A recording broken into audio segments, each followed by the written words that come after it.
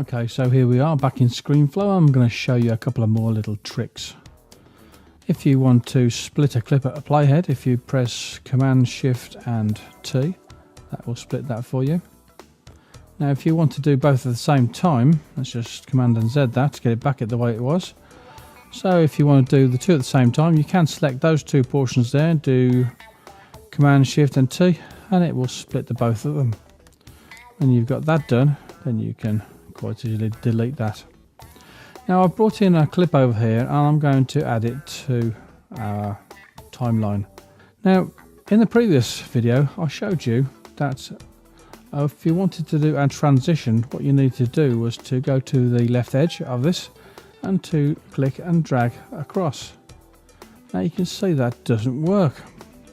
Now the reason that doesn't work is because we're at the very beginning of the clip. We haven't done any alterations to the clip at all, and we've got nothing to drag across. So to get our transition, we have to move the whole thing across like that. Let's just take that transition off there. Let's just move this down first. Okay, so this time what we're going to do, we're going to move that onto a layer above the other. We'll change the size of that first. So if we go to our video properties tab there and change the size of that down. So we brought the size of it down to that much. Lovely. Now what we might want to do with this is we might want to put a reflection on this. So all we need to do is to click the button and we should have a reflection. Change the opacity of that and there we have our reflection. Another thing that we can do is to change the rotation of it. So maybe we want to have a rotation of 30 degrees. So you can see it tips it towards us at the top and changes that way. Let's just change this back to 0 and maybe change the Y rotation instead. Let's change that to put 30 on that one there, see what happens. And you can even change the Z rotation.